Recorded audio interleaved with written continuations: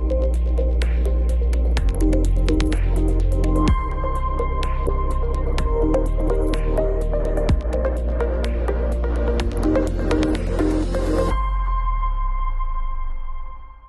¿qué tal? ¿Cómo están? Bienvenidos a un nuevo programa aquí en El Círculo. Hoy vamos a platicar de un tema del que yo no sé qué tanto ha reflexionado usted, el tema de los servicios financieros, la banca y el acceso que se tiene en la población. Y si es igual hombres y mujeres, y si toda la población de México tiene acceso a servicios financieros. De esto vamos a platicar y déjenme saludar en primer lugar a Karen Vega Arellano, y asesora financiera. ¿Qué tal, Karen? Hola Mario, ¿cómo estás? ¿Cómo están todos? Muchas gracias por invitarme. Al contrario, gracias a ti, y saludo también con mucho gusto a Ana Lobarraquio Enríquez. Ella es cofundadora de Mujeres en Finanzas. ¿Qué tal, Ana? Hola, ¿qué tal, Mario? Muchas gracias, encantada de estar aquí con ustedes. Qué bueno, pues gracias, Ana, los encantados somos nosotros. Y yo quisiera empezar, Ana, por un tema que parece obvio, porque algo que hemos aprendido en este programa es que siempre tenemos que hacernos la pregunta de si es igual el tema en hombres y mujeres, porque hemos aquí hablado como la pandemia era el mismo virus, pero afectó más el empleo de las mujeres que los hombres. La violencia. Hay una violencia, pero hay una violencia, por ejemplo, en las casas que afecta más a las mujeres que a los hombres. Y en el tema de los servicios financieros, resulta que también hay un fenómeno de género que vale la pena, pues, primero empezar a nombrar. Sí, es pues un poco triste el pensar que estamos hablando que la mitad de la población, es decir, las mujeres, que no se pueden considerar una minoría, son un sector afectado. Y basta con dar un vistazo a la última encuesta que hace la Comisión Nacional Bancaria y de Valores sobre la inclusión financiera, donde es notable que ha venido mejorando la situación de acceso del servicio financiero para las mujeres.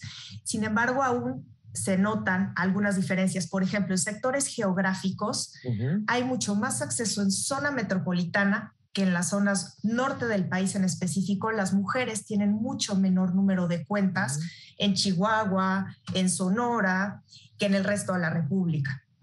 En el caso del sureste del país es más notorio con el tema del acceso a seguros, especialmente Campeche está muy rezagado en este sentido. Y de las mujeres quisiera rescatar un dato donde vemos que el número de cuentas en muchos de los casos es mayor en mujeres que en hombres. Llama la atención. Pero si nos vamos a un dato relevante, que es el saldo promedio, en todos los casos es más bajo cuando son cuentas de captación. Entonces aquí nos dice que, bueno, es una buena noticia ya que la brecha en número de cuentas se cierre. Sin embargo, los saldos siguen siendo por debajo de lo que sería el promedio, cuando aquí tendría que haber una igualdad. Y llama la atención un comportamiento positivo que voy a destacar porque eso puede ser el soporte de nuestra conversación también el día de hoy. Las mujeres, cuando son cuentas de ahorro, cuentas a plazo, es donde tienen mayor saldo. Es decir, su propensión al ahorro es mayor. Y la tasa de crecimiento en la acumulación de activos es cerca de 50% mayor en el ritmo de crecimiento en mujeres que en hombres. Son mucho mejores ahorradoras. Eso parece indicar la encuesta. Ahora, si tuviesen ingresos iguales, claro, esto podría ser aún mejor, ¿no? Que claro, es otro de los temas que podemos platicar. Ahorita vamos a ir con Karen, pero Ana, parece una obviedad, pero me gustaría que nos lo expliques un poquito más. ¿Cuál es la explicación de por qué en el norte del país, por ejemplo, se produce esto que nos dices? Porque uno podría entender que el acceso diferenciado a veces puede ser por infraestructura, ¿no? Zonas rurales contra zonas urbanas. Las zonas urbanas pueden tener mejor infraestructura, sucursales, cajeros, acceso a servicios. Pero cuando en la misma región hay acceso desigual, pues ¿cuál es la explicación? Quisiera tener la respuesta correcta porque es una incógnita que nos hemos venido preguntando cuando platicamos con gobiernos, asociaciones, universidades. La realidad es que no hay algo concreto, pero lo que sí parece ser es que en Latinoamérica y específicamente en México de forma muy remarcada, culturalmente los estereotipos, el tema de roles, no le da a las mujeres ese acceso, muchas veces al no tener una participación en las decisiones financieras o incluso no tener un ingreso.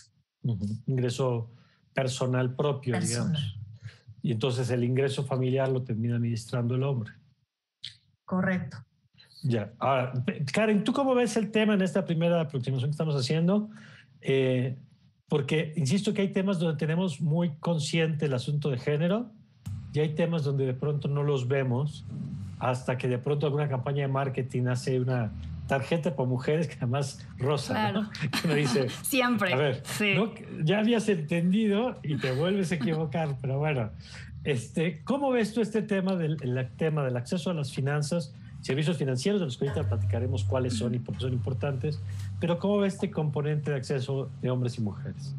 Estoy totalmente de acuerdo con lo que dice Ana. Creo que el hecho de la sociedad en la que vivimos, que aparte de que aplica a nivel mundial, específicamente en México, el tema de los roles de género es lo que nos segmenta bastante el tema también de la participación de las mujeres y sobre todo por el tema de la educación financiera que tenemos. Si en general en el país no tenemos una educación financiera como tal, las mujeres todavía tienen un poco más ese estigma de que no deben de manejar el dinero e incluso nos da miedo empezar a acercarnos a esos temas, ¿no? Si le sumamos el tema que decía de la diferencia de ingresos con el tema de la brecha salarial que existe realmente, entonces se vuelve más complicado, ¿no? Y como decías también tú, el tema de la pandemia nos está afectando porque en cuestión de la carga laboral, las mujeres que estaban trabajando, que tuvieron que dejar sus ingresos, todavía se ven más separadas de ese tema de poder incluirse en el sistema financiero como tal, porque ese ingreso se está perdiendo, se ha disminuido y su carga de trabajo en la casa termina incrementándose un poco más. Entonces creo que todas las condiciones se han venido dando para que este tema de la discriminación que llegamos a tener o simplemente la falta de acceso a los sistemas financieros para las mujeres y para otros sistemas y entidades bastante vulnerables en específico se dé de manera más evidente. Aunque se ha ido trabajando un poco, creo que esto no va a cambiar de manera tan sencilla si no nos ponemos a ver qué es la realidad en la que vivimos actualmente y como dices tú, que sepamos en qué nos estamos metiendo, ¿no? Y qué está sucediendo. Oye, porque además me encanta cómo lo explicas, Karen, porque lo que pasó en muchas casas fue, el niño no puede ir a la escuela, tiene que quedarse en casa. Y entonces pues se queda la mujer en casa, ¿no? O sea, no hubo la discusión, a lo mejor fue porque el ingreso del hombre era mayor que el de la mujer, pero es como una cadena, ¿no? O sea, como su ingreso es menor, entonces ella tiene que renunciar al trabajo porque ella le toca cuidar a los niños y por lo tanto su acceso a los servicios financieros se ve disminuido y en el extremo eso se traduce en independencia y eso se traduce muchas veces en resistir fenómenos que no son en este programa, pero como el de violencia doméstica. Claro. O sea, sabemos que la independencia financiera es un factor que explica también por qué una mujer puede o no separarse o salirse de un entorno violento. Entonces, quisiera regresar sobre eso, Ana. Cuando hablamos de servicios financieros, ¿de qué hablamos? Porque a lo mejor de pronto pensamos en, ya nos decías ahorita, el ahorro, la cuenta de banco, pero entiendo que en realidad el concepto es más amplio y las oportunidades que se nos abren o que se nos cierran cuando hablamos de servicios financieros son muy importantes. Lo primero que nos viene a la mente y las métricas más comunes van sobre la captación, ¿no? Las cuentas a la vista. Y una métrica también de la bancarización del país es esa. Sin embargo, tendríamos que pensarlo de una manera más amplia. Es decir, como individuo, tengo yo un fondo de contingencia, tengo yo medios de pago adecuados, tengo yo la forma de captar mi ingreso de una manera formal, tengo ahorro para el retiro, cuento con protección en términos de seguros. Entonces, bueno, es todo un esquema educativo, como bien decía Karen, que debe estar desde el inicio de la educación y esto llevarlo de forma natural, porque es un complemento, así como se habla muchas veces de la salud física, de la salud mental y emocional, también tenemos que considerar la salud financiera, porque esta nos va a acompañar y nos va a permitir justamente hacer eso. Entonces yo diría, englobar en servicios financieros, todo este paquete es como debiese ser visto. Déjame detenerme en algunas de las cosas que acabas de mencionar que son importantes, como el asunto del manejo del riesgo, que lo mencionaste en varios momentos indirectamente cuando hablas, por ejemplo, de la gente que ha perdido de pronto el empleo o que ha visto disminuidos sus ingresos y que tiene que seguir pagando pues, gastos para salir adelante, ese por un lado, pero la cultura de los seguros, por ejemplo, que apuntabas en regiones donde vivimos con fenómenos sísmicos o con fenómenos de huracanes o de desastres naturales por por esa vertiente. Es decir, lo que estás diciendo, y me parece importante enfatizarlo, es que cuando hablamos de acceso no solamente es el ingreso y dónde lo ahorras, sino en todas las decisiones de vida que se ve involucrado de alguna manera el dinero, ¿no? O el patrimonio, o la riqueza. Sí, por supuesto. Y muchas veces tenemos una visión cortoplacista. Y regreso al tema de las mujeres. El ahorro para el retiro muchas veces está concebido como en el empleo formal, pero debiese ser visto cualquiera, independientemente del tipo de trabajo. Si tenemos una contribución al seguro social mandatoria, tendríamos que tener una cuenta para el retiro. En la formalidad, la brecha de género es casi del 18% entre hombres y mujeres, que las mujeres ahorran menos. Ahora, si consideramos que nuestra expectativa de vida es mayor, tendríamos que ahorrar todavía un poco más. Entonces nos deja en doble desventaja, ¿no? No lo estamos ahorrando y tenemos una expectativa de vida mayor. Por lo tanto, nos lleva nuevamente a un tema de ingreso bajo o pobreza que quedamos determinados pues hacia el futuro. De acuerdo. Ahora, Karen, déjame hacer un poquito el zoom hacia afuera y hablar del acceso a los servicios financieros en general. Ahorita, evidentemente, nos acercamos primero desde el tema de las mujeres, pero es curioso porque a lo mejor si los amigos que nos están viendo tienen una tarjeta de crédito o de débito o una cuenta de ahorros, pues piensan que todo el mundo tiene. Claro. Y la realidad es que la cantidad de personas en México que no están dentro de la bancarización o de las instituciones formales son enormes, pero de veras enormes, sobre todo pensando en el tamaño de la economía que es una de las 15 economías más grandes del mundo, pero con una población excluida de los servicios bancarios financieros gigante, Karen.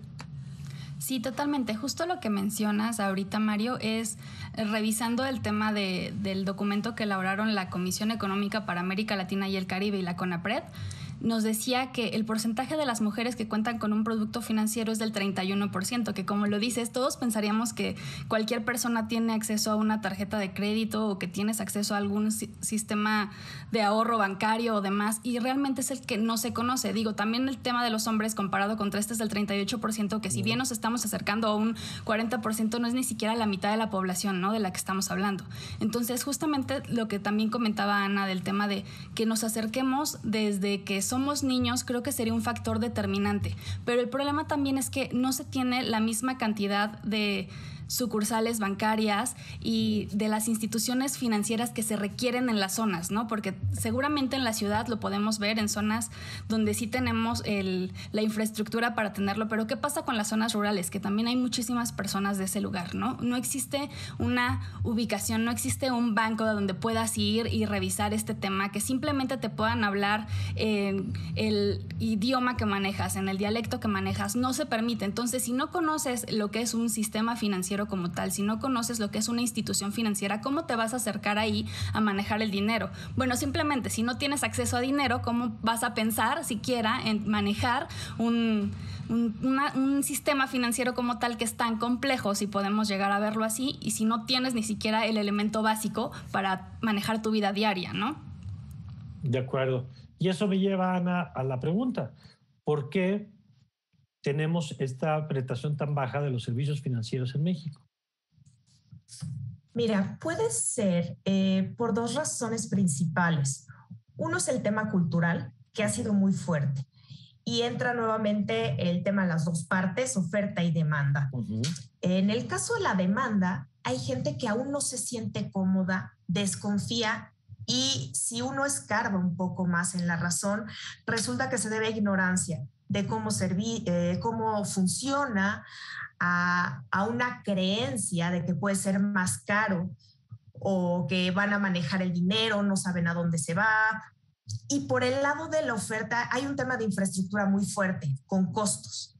El tema de la tecnología lo está minorando, lo está facilitando, pero sin duda el acceder a zonas pues alejadas, rurales, de baja comunicación. En algunos casos sabemos que si bien la penetración de todo el tema de servicios de telefonía ha sido fuerte, sigue habiendo zonas que no tienen señal.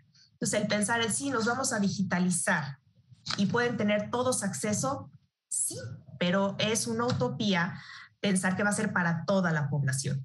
Entonces, ha sido un factor que se ha venido cerrando con el tiempo, pero sí viene desde las dos partes. Entonces, el tema de la educación nuevamente es muy necesario que se genere esa confianza de que va a haber una protección, porque además lo hay, de que hay reguladores que están detrás de ello. Pero entonces, perdón que te interrumpa ahí, Ana, es un tema de si meto mi dinero, quién sabe en qué vaya a acabar, si me lo van a regresar. Que es interesante porque nosotros tuvimos un trauma, nosotros como país, tuvimos el trauma del 94 y lo cierto es que con todas las críticas que hay y se pueden hacer, con razón, en algunos casos, de cosas como el FOBAPROA, lo cierto es que el sistema financiero pues, no dejó quebrado a los ahorradores del país. O sea, ni siquiera en una de las crisis, quizá la más importante en materia financiera, una de las más importantes, no se perdió ese elemento, ¿no? Y aún así, como bien apuntas, hay como una resistencia y quizá lo que hay, ya lo platicaremos un poquito más adelante, es también canales informales para resolver necesidades financieras. Sí, sigue habiendo. Culturalmente seguimos apoyándonos en todas estas fuentes informales que no tienen protección, no están reguladas, muchas veces no generan ni siquiera un tipo de interés, comúnmente en las tandas, ¿no? Sabemos todos que existen y siguen funcionando a todos los niveles. Yo diría que incluso en segmentos educativos, en zonas metropolitanas, sigue siendo muy popular este mecanismo porque confiamos más en las personas que están en nuestro alrededor que en las instituciones reguladas, lo cual no tiene mucho sentido. Y también tendríamos que buscar una protección y un crecimiento de nuestro capital. Entonces, falta este tema en la cultura que nos lleve por ese lado. De acuerdo, me parece uno de los temas fundamentales. Ahora regresaremos sobre el tema de la oferta y la demanda, Karen, pero quisiera detener un poquito sobre esto que apuntaba Ana ahorita. Cómo la existencia de canales informales o instrumentos informales, ahora mencionaba las tandas o los préstamos en la familia, por no hablar del tema de empeño, todos estos instrumentos, lo cierto es que terminan saliendo muchas veces, no todos evidentemente, pero terminan saliendo muchas veces mucho más costosos que las propias instituciones financieras formales. Creo que se debe mucho a lo que mencionábamos del tema de la educación, porque si bien el tema del dinero lo manejamos todos, sigue siendo un tabú. El hablar sobre temas de dinero, el hablar simplemente con tu familia sobre cuál es el dinero real que ingresa a la casa, ¿no? Las necesidades que a veces desde niños no vemos porque nuestros padres ocultan esos problemas financieros que se tienen, creo que es lo que nos hace desconfiar de todo este tipo de instituciones y sobre todo de no enterarnos qué es lo que está pasando. Y simplemente cuando vamos creciendo en la escuela tampoco se nos enseña qué es algo formal, qué se tiene que hacer, cuál sería como el instrumento adecuado, ¿no? Entonces, las personas que están cerca de ti, que son las que te empiezan a hablar sobre temas de dinero, pues simplemente te convencen porque a ellos sí los conoces, ¿no? Con ellos sí te puedes acercar, con ellos sí puedes hablar. Entonces creo que va un poco por esa parte el que nos sigamos yendo hacia temas totalmente informales porque son los que tenemos a la mano, son los que nos quedan ya sea en el trabajo, en la casa, en donde vivimos. Siempre está una persona que quiere organizar esto, ¿no? Porque es la que sabe manejar un poco más el dinero y nosotros creemos que no lo manejamos. Entonces va totalmente por ese punto y simplemente porque como decían y como decía Ana, a veces la publicidad no está al alcance de todos. Seguramente la mayoría de las personas veían televisión, pero esto está cambiando, ¿no? Ahora con el tema de las redes sociales y del internet, que aún así no todos están dentro de estas formas de comunicación, es lo que hace que te enteres de ciertas cosas, pero aún así creo que es el riesgo de que te sigan platicando las personas que conoces y que confíes en lo que ellos te están recomendando. Por eso el tema de tantos fraudes, de tantos esquemas piramidales que tenemos para todas estas cuestiones de dinero, ¿no? Entonces necesitamos que la apertura de este tipo de instituciones financieras y que nos den cuál es la seguridad, cuál es la comunicación que se tiene, qué es lo que realmente ofrecen, es lo que necesitamos, tener acceso todos a esta información. Vamos a hacer un corte y ahora que regresemos vamos a platicar de la parte de la oferta y que nos cuenten Ana y Karen qué está haciendo las instituciones financieras para cerrar estas brechas de las que hemos platicado. Pero si les parece, lo revisamos regresando a esta pausa.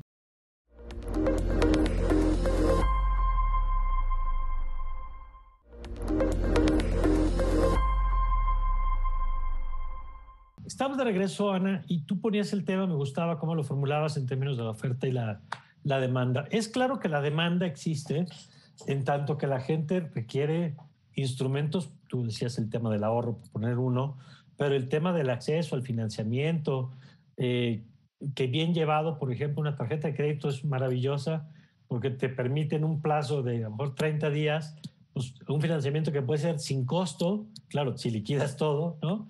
Pero puede ser un instrumento que te permite hacerte de cosas que de otra manera sería imposible, y ya hablabas tú además de los seguros y otros instrumentos. Así que demanda sí hay, en el sentido de la necesidad sí existe. Pero ¿cómo ves la oferta? Y yo quisiera enfocarme primero en la banca tradicional. Ahorita platicaremos también de otros instrumentos, las cajas populares y estas, que algunas han terminado en triste historia, otras no, otras han hecho bien su papel. Pero quisiera detenerme contigo primero en la banca. ¿Cómo la has visto? Si la banca ha tenido como prioridad alguna vez estas políticas de inclusión, ya sea tema de mujeres o tema de otros sectores de población. Me encanta cómo planteas de forma positiva el tema de crédito, ¿eh? De verdad es algo que tenemos que desmitificar. Y bueno, yendo hacia la pregunta que formulas, se ha hecho un buen esfuerzo. Sin embargo, ¿qué se necesita o cómo se puede ir cambiando esto? Por supuesto que es integrando a esos sectores vulnerables, a más mujeres en los temas de toma de decisión. Es muy importante. ¿Por qué? Porque el 50% de los clientes son mujeres, simplemente porque están ahí y lo necesitan. Claro. Entonces, de la misma manera, se necesita alguien dentro de las instituciones que empiece a entender y empiece a pensar diferente una forma de llegar a ellas. Entonces, vemos que sí se han incluido mujeres, ¿no?, que puedan aportar. Es más, si te vas a la base de las instituciones, mucha de la gente que está en contacto directo son mujeres, porque también se ha etiquetado y se ha detectado que tienen un buen trato hacia los clientes. Pero conforme vas escalando con la gente que toma las decisiones, que genera los productos, que evalúa las decisiones, falta todavía esa participación. Entonces, y eso, perdón, qué bueno que lo dices, porque eso se refleja en el diseño de producto. Diseño me hablo desde el, insisto, la tarjeta rosa, que me parece de esos errores que es, estoy seguro que lo tomó la decisión un grupo de hombres, absolutamente seguro que dijeron, es para mujeres, tiene que ser rosa, ¿no? Pero también el diseño de las características del producto, ya me refiero a las características financieras de para qué sirve, cómo se usa, tiene que tener ese enfoque que estás diciendo. Sí, por supuesto, y no hay otra mejor manera que hacerlo que incorporarlas en las decisiones. Y así cada vez se ha detectado que los liderazgos con equipos complementarios, es decir, 50% hombres, 50 mujeres y 100 componente de diversidad en otros aspectos étnicos, raciales, preferencias sexuales, podemos aquí enumerar todo, ayudan a la toma de decisiones. ¿En qué sentido? En temas de innovación, en temas de responsabilidad social, en el diseño del producto y sobre todo, esto aquí lo subrayo porque a las empresas les tiene que interesar, en la rentabilidad que generan las empresas y en la estabilidad de los resultados financieros. Entonces es un ganar-ganar, ¿no? Le puedo ofrecer un mejor producto diseñado para la demanda y también puedo tener una retribución económica al hacerlo. Creo que es algo que no tendríamos por qué darle tantas vueltas. Absolutamente. Y Karen, te pregunto, ahora nos decía Ana, en la participación de las mujeres no debe ser solamente en el papel de clientes, sino en la toma de decisiones dentro de las organizaciones financieras, que además yo tengo la impresión, a lo mejor me equivoco, que es un medio con tendencia a ser club de Toby, como muchos otros, ¿no? Pero sí, claro. De pronto también tengo la impresión de que las empresas financieras, históricamente, muchas otras han corregido. Hay empresas que hoy tienen mujeres de directoras, empresas importantes, pero en general creo que ha sido históricamente club de Toby. Pero en la parte de desarrollar en esta lógica productos, incluso campañas, ¿cómo has visto tú a las instituciones financieras más tradicionales?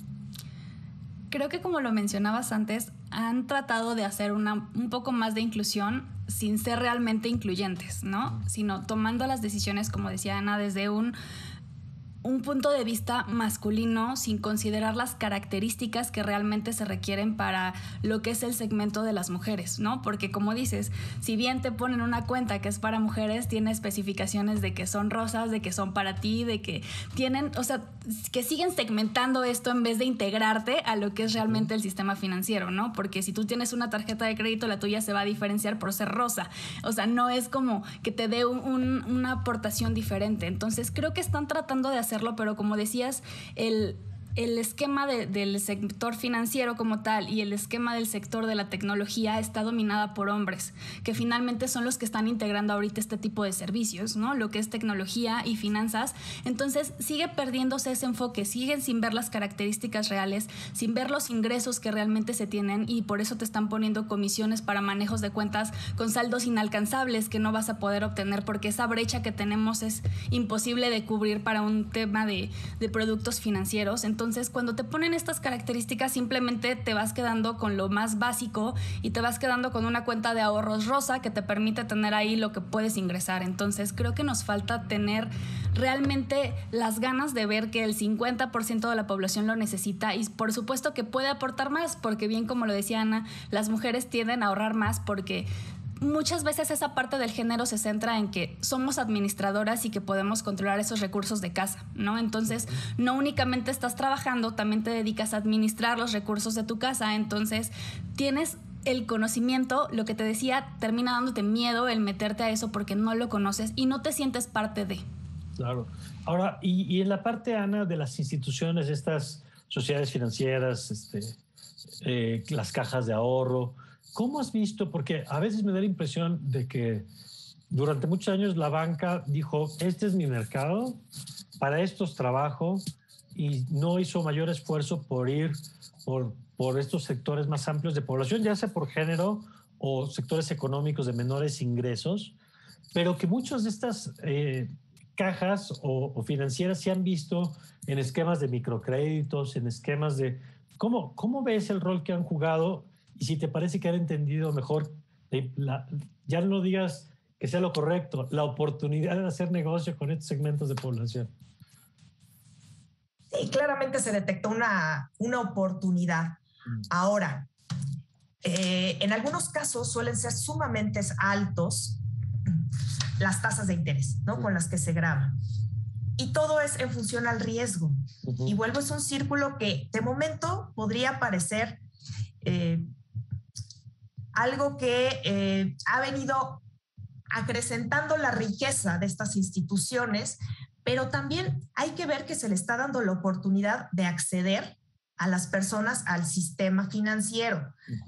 No estoy diciendo con ello que las tasas sean adecuadas. Lo que estoy invitando es que las instituciones reaccionemos y empecemos de alguna manera a formalizar. En la medida que estas personas tengan un ingreso recurrente, justificable, que estén en la economía formal, el riesgo se reduce. Las mismas instituciones pueden promover esta inclusión para que formen parte de un mecanismo ya más organizado y puedan transparentar ciertos niveles de ingresos, puedan ser parte de la economía formal y puede estar aquí. Ahora, por todo el tema de tecnología, creo que hay una gran oportunidad también para las instituciones financieras grandes. Si vieron que este es un buen nicho, la competencia es sana y la competencia se puede generar en beneficio de los clientes. Oye, entonces, y además ha tenido efectos esto de que tú conviertas la tiendita de la esquina en una sucursal bancaria, pues ha significado para mucha gente la posibilidad de tener acceso a cosas que de otra manera pues estaba limitada por la propia infraestructura de la banca tradicional, ¿no? Sin duda. Entonces, por eso regreso a lo mismo. Es un círculo que se puede convertir en virtuoso. Tú lo estás dando con el mejor ejemplo. Esta persona a la que yo le asignaba un crédito con tasas sumamente altas porque estaba en una institución, bueno, no una institución, pero en un mecanismo informal, lo puedo atraer. Él puede tener mayor protección, puede tener acceso a tasas mejores, puede poner en competencia, ¿por qué no? Porque es en beneficio de todos los servicios, puede atender sus necesidades de forma distinta y acercar los servicios financieros a las personas con las que convive. Entonces sí puede convertirse en algo muy, muy benéfico. De acuerdo, Karen. Siguiendo con esa línea que apunta Ana, ¿Qué tanto el cambio tecnológico está empujando la inclusión financiera? Yo creo que bastante, porque como menciona Ana, te está dando oportunidad de que conozcas más productos y que se genere la competencia. Entonces, cuando hay competencia empiezan a surgir nuevos esquemas de cómo captar clientes. Entonces, a pesar de que sí nos falta mucho, creo que sí va a ayudar a que lleguen a diferentes lugares. Como decías, ya tenemos puntos como las tienditas en donde ya puedes hacer operaciones financieras. Ya no necesitas poner una institución como tal que te va a salir muy costoso y que a lo mejor no va a cubrir las características. Entonces, creo que por esa parte vamos a ayudar muchísimo a que se amplíe el mercado, porque de estas tiendas de conveniencia tenemos en todos lados. Puedes encontrar en cualquier punto. Entonces, es una forma de acceso mejor para todos, porque ahí puede ser que no la conozcas, pero confías en que puedes hacer una operación. Sabes que va a estar disponible 24 horas al día, que no tienes ningún problema. A lo mejor el sistema se cae, pero sabes que siempre va a estar cerca de ti alguna de estos lugares. Entonces creo que va a ayudar muchísimo y vamos a entender que se va a manejar todo con eso y con los celulares, ¿no? Porque sabemos también que ya las operaciones las hacemos día a día y el celular es parte de nosotros. Entonces se vuelve tener un banco o tener una institución financiera al alcance de tu mano. Creo que eso va a ayudar muchísimo a que se pueda abrir un poco más el mercado y que tengamos más opción de escoger, ¿no? Dice, si una institución tradicional no me va a dar lo que yo necesito, probablemente exista otra que ya esté pensando en lo que sí se requiere y te puedas ir y moverte más fácil. En ese sentido, Karen, tú ves un mercado dinámico, digamos, en el mundo financiero y eres, por lo que escucho, un poco más de optimista en el sentido de que esta dinámica puede vencer brechas que teníamos, como esta de estos son mis clientes y de aquí ya no me voy a mover. Sí, soy optimista por esa parte de que ya no te vas a tener que casar con esa institución con la que estabas desde que iniciaste hasta que ya no tienes opción y vas a seguirlo manejando ahí totalmente. Creo que sí podemos tener esa opción de decir, ya no me funciona lo que me estás ofreciendo, me voy a cambiar porque realmente necesito otro tipo de servicios.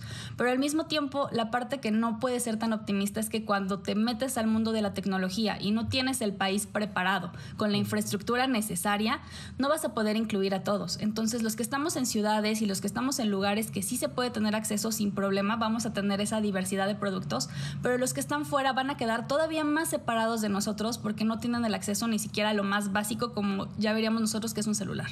¿Coincides en ese sentido, Ana, que este tema entonces por un lado incluye, pero por el otro puede crecer la brecha? Sí, sin duda. Y veo también otro riesgo adicional, que podemos atenderlo, pero todo este tema tecnológico y de autoservicio facilita mucho el acceso, lo abarata también para las instituciones, pero si no va de la mano con una correcta educación o asesoría, podemos perder a la persona y podemos regresar nuevamente al tema de la desconfianza porque no entendió desde un inicio cómo funcionaba, porque se sintió desatendido, porque si quiso pasar de una cuenta corriente a la vista y evolucionar a un sistema de ahorro o de ahorro hacia inversión o de inversión hacia proyectos de largo plazo, etcétera, si no está preparado ni hay quien lo atienda, creo que también nuevamente va a haber esa separación. Entonces coincido totalmente con Karen. Si no se hace de forma adecuada, podemos dejar aún más aislados a quien ya lo está. Y por otro lado, a la gente que puede ir creciendo su educación financiera a través de la tecnología, si no se hace de forma adecuada, los podemos perder en el camino y esto puede ser muy riesgoso. Y en ese sentido, ¿has visto, lo vamos a platicar ahorita en el siguiente segmento con más detalle de cuáles son las acciones que se tienen que realizar para cerrar estas brechas de las que nos han hablado, pero ¿has visto por lo pronto, por ejemplo, políticas o esfuerzos desde el Estado, no solamente desde los privados, ¿no? Porque ya sabemos que de pronto algún banco saca alguna campaña, pero tú has visto una campaña desde el Estado para cortar estas brechas, tanto la educativa como la de acceso a servicios digitales, porque tienes razón. Lo primero es que tengas acceso a un celular y que ese celular se pueda conectar con la aplicación, pero la otra es la brecha de cómo la uso y para qué la uso. ¿Has visto un esfuerzo en ese sentido? Sí, esfuerzos hay muchos, pero soy fiel creyente, al igual que la asociación en la que participo, que es Mujeres en Finanzas, que juntos hacemos más. La realidad es que se tiene que crear en conjunto y tiene que venir de la mano la alineación normativa, ¿no? La difusión. Y además, no nada más es crear una regulación, sino permitir los mecanismos para ejecutarla. Tienen que estar las asociaciones, las empresas y los individuos comprometidos con lo mismo. Entonces, es un tema de alinearnos, ¿no? Que nosotros estamos buscando en el sentido de la equidad de género en el sector financiero, en mujeres en finanzas, pero igualmente se tiene que hacer con la inclusión tecnológica y con la educación financiera. No va a servir si hay unos esfuerzos del gobierno, si no se hace de la mano con el resto de la sociedad. De acuerdo. La misma pregunta, Karen, si tú has percibido, y ahorita que regresemos ya platicaremos de qué se tiene que hacer y de qué necesidades financieras son las que hay que poner el acento. Pero ¿tú has visto alguna campaña en ese sentido como para cerrar estas brechas de las que ya advertías?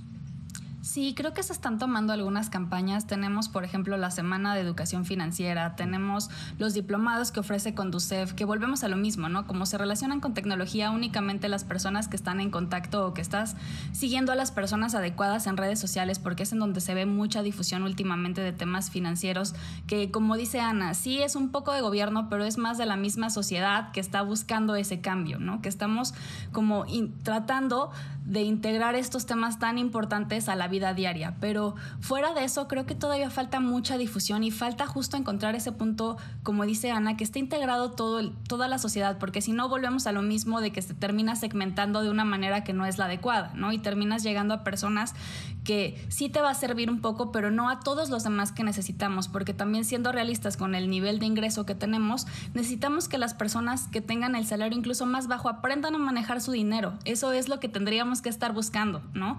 Porque también estamos hablando de que con eso se acaban temas de corrupción, de fraudes, de cosas, cuando sabes que el dinero que manejas es lo adecuado y no el que solamente tener más dinero es lo que va a resolver tu situación financiera. Entonces creo que necesitamos enfocar muchísimo ahí esos puntos. Y fíjate la paradoja ahorita que mencionas, que la gente de menor ingreso es la que más caro paga por los servicios financieros, ¿no?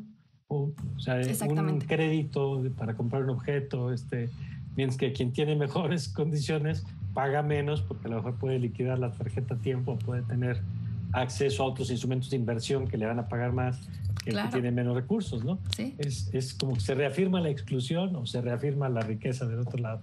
Totalmente. Vamos a hacer la pausa y vamos a regresar. Ya Ana hace rato nos dijo y me pareció muy bueno, decir, ¿cómo cerramos estas brechas? Y ella dice, pues de entrada incorporando a mujeres al sector financiero, dentro del sector financiero, trabajando en el sector financiero. Ese me parece un punto fundamental. Pero ¿qué otros aristas habría que estar empujando? ¿Qué tipo de productos financieros o de servicios tendríamos que estar empujando en México? Incluso que a lo mejor en otras partes están aplicando y de los que podríamos aplicar, aprender en nuestro país. De eso platicamos regresando de esta pausa.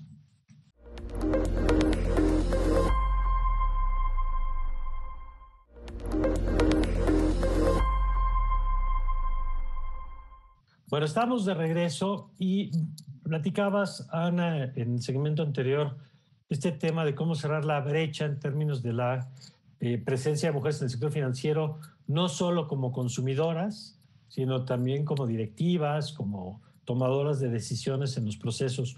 ¿Cómo ves ese tema en México y qué acciones se pueden empujar para cerrar esa brecha? Sí.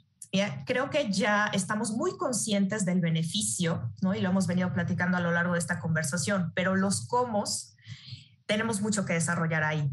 Nosotros en Mujeres en Finanzas, asociación sin fines de lucro a la cual soy cofundadora, estamos invitando universidades, hemos tenido pláticas con empresas importantes que están conscientes de este tema y quieren hacerlo. Sin embargo, se necesita mucho aprendizaje. Y esto se está trayendo y se están emulando algunas prácticas de algunos grupos financieros lo hacen con lo que tienen en el exterior. ¿Cómo pero cuáles? sin duda también necesitamos tropicalizar, por ejemplo, el reclutamiento ciego, ¿no? Sin ver si se trata de un hombre o una mujer. La obligación de incorporar en la terna finalista al menos una mujer. Entonces, son prácticas que se llevan a nivel global y que ya se está hablando de ello en México, y algunos grupos financieros con la intención de incrementar la participación de mujeres en puestos de liderazgo sobre todo, lo están haciendo. Nosotros en la asociación tenemos 3 pilares básicos, que son impacto, donde estamos concientizando a toda la sociedad de los beneficios de esta equidad y tratando de impulsar las mejores prácticas de equidad.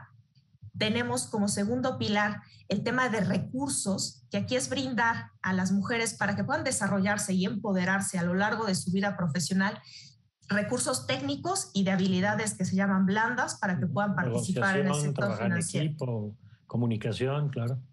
De acuerdo. Y por último, el tema de networking. Entonces, nos hemos basado en esos pilares y estamos también trabajando muy de la mano con otras asociaciones de mujeres que hemos venido pues de la mano haciendo proyectos. Incluso una de las cofundadoras es la presidenta del Consejo del CIMAD, que el pasado 21 de septiembre están lanzando una lista de potenciales consejeras. Y aquí nuevamente existe el interés de las empresas por tener consejeras, existe la conciencia y nosotros también queremos brindarles ese pool de talento que pueden tener disponible. Y esperamos esa lista porque expertas existen, nada más es dar visibilidad en muchos de los casos. Y me parece además muy importante de los ejemplos que ponías de políticas, estas de acciones afirmativas, como la de obligar,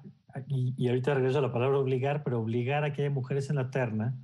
Y digo obligar porque lo que es evidente es que por las buenas no ha pasado. Y yo siempre pongo el ejemplo en política, que no es el tema, pero ilustra esto que estás diciendo. En México teníamos de 32 entidades 2 gobernadoras, hasta que obligamos a los partidos a postular mujeres, y entonces de golpe tendremos 6 o tenemos 6, ¿no? En la Cámara de Diputados y de Senadores no había mujeres hasta que obligaron a los partidos, y entonces hoy tenemos paridad en la Cámara de Diputados. Es decir, esta idea de que el talento por sí mismo se abre puertas es cierto solo en contextos parejos, porque cuando lo que hay son culturas machistas, si no es mediante la aplicación de criterios duros, rígidos, si no, no va a pasar el cambio, ¿no? Sí, las acciones afirmativas sin duda pueden acelerar esto. El beneficio está, pero no se ve hasta que no se llega a un 30% al menos. El beneficio se nota del 30 al 50%. Entonces, por eso vemos en el caso de Europa las acciones afirmativas que han ido con un mínimo del 20, 30%, justo buscando ese beneficio.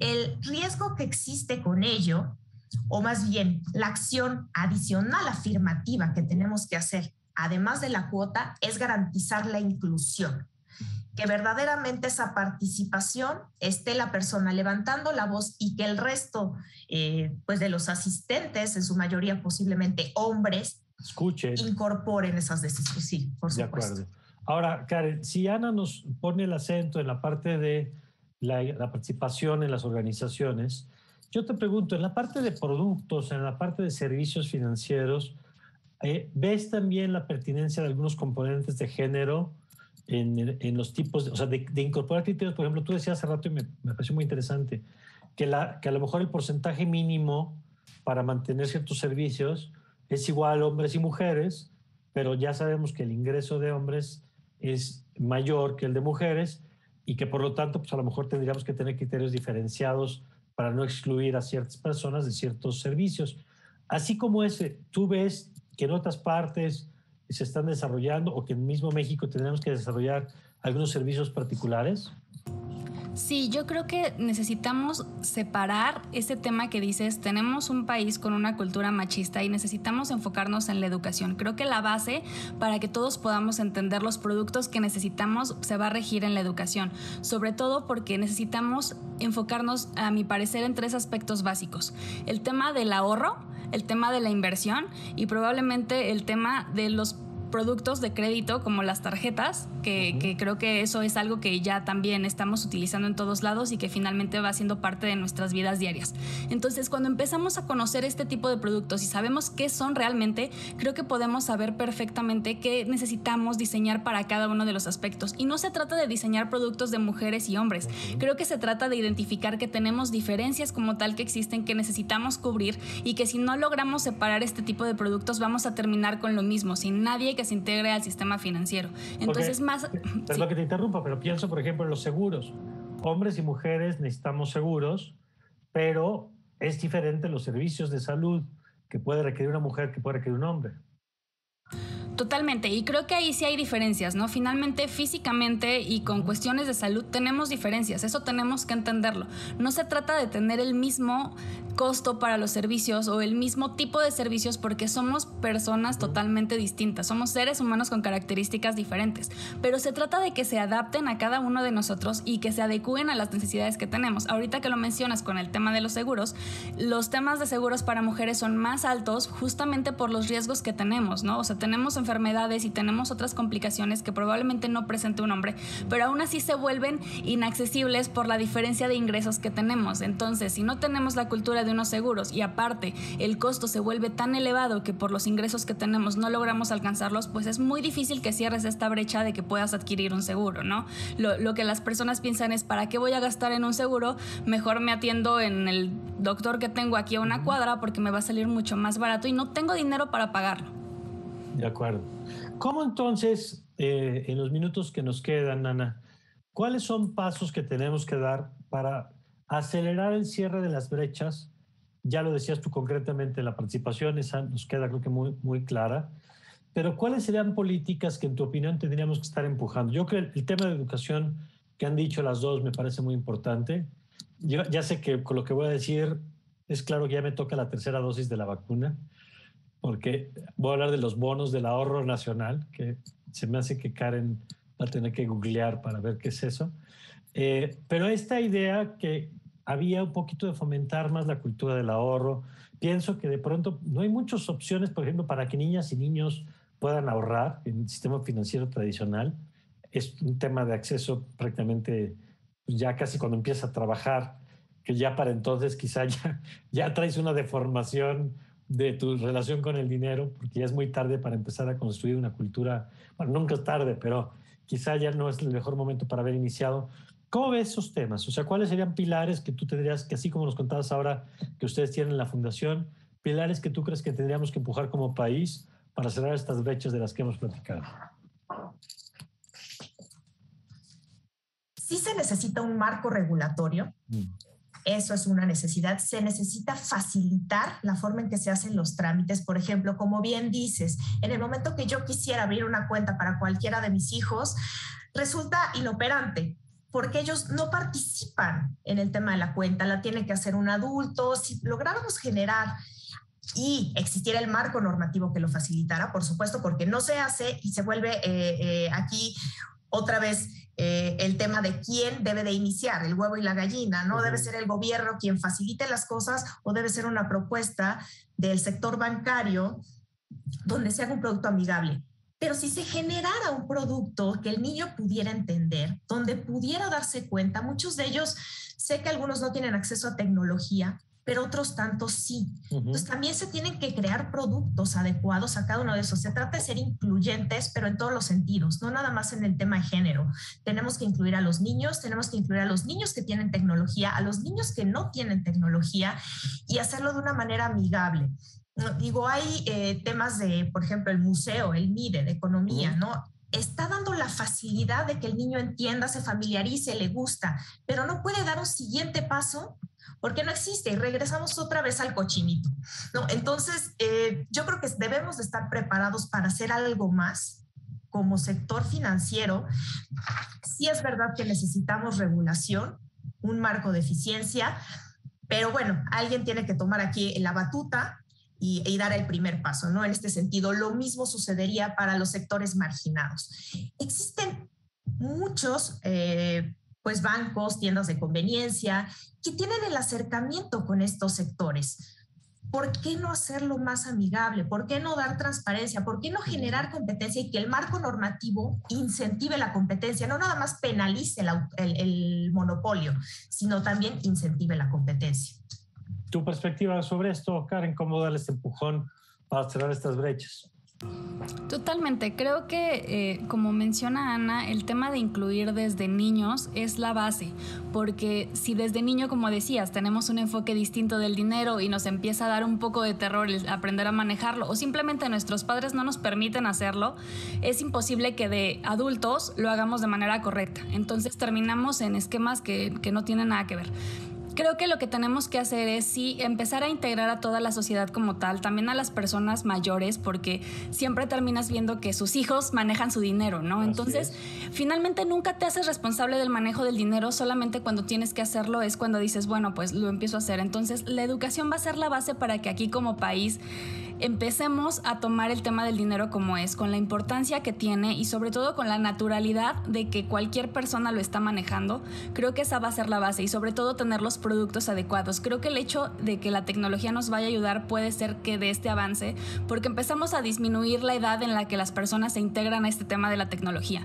Entonces puede ayudarnos muchísimo. Lugares como el MIDE, insisto, como dice Ana, están increíbles porque te permiten hacerlo de una manera divertida, porque a veces vemos el dinero como eso, ¿no? Como las personas que están invirtiendo en bolsa y que son inalcanzables y que jamás voy a poder llegar ahí. Entonces, empezar a tomar estos temas con naturalidad y diseñar productos adecuados para todos es lo único que nos va a ayudar a que estemos integrados todos en el sistema financiero. Oye, y en ese sentido, Karen, se ha hablado mucho de los efectos negativos de la pandemia en múltiples áreas, pero el que ahora se haya normalizado mucho más el tema del comercio electrónico, el hacer compras, pagos por internet, el tema de la banca a distancia, con la que prácticamente hay muchas instituciones donde ya no tienes que ir presencialmente. ¿Tú crees que esto le pueda dar un empujón a este tema de la inclusión?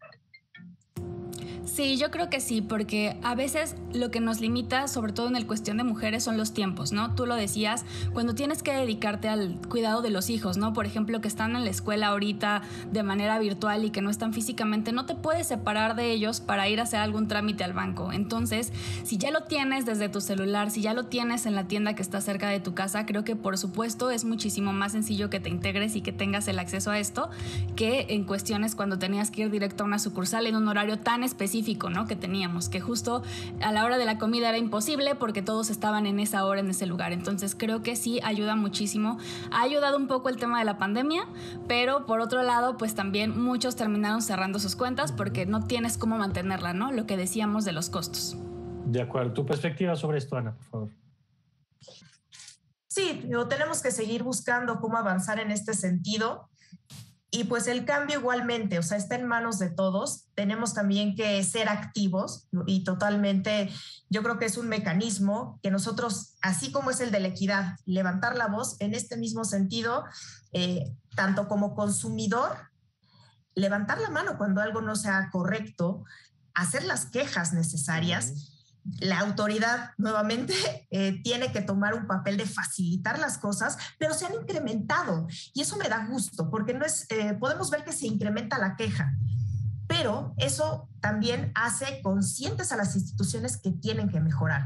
Entonces yo creo que está en manos de todos el poder estar generando este cambio y sí yo invitaría a quien no ha tenido una experiencia favorable en el sistema financiero, levante la queja en su momento, vuelva a dar la oportunidad, porque así como es la tecnología, constantemente se han venido mejorando muchas cosas. De acuerdo. Entonces, si en algún momento no llegó a funcionar algo adecuadamente, pues creo que tenemos protección suficiente al estar en un sistema financiero regulado y poder volver a hacerlo, ¿no? De acuerdo, y además es cierto que mientras más personas participen en el sistema financiero, pues será más robusto, tendrá mayor captación, tendrá mayor posibilidad de desarrollar otros productos, a lo mejor en mejores condiciones. O sea, todos ganamos con la inclusión financiera.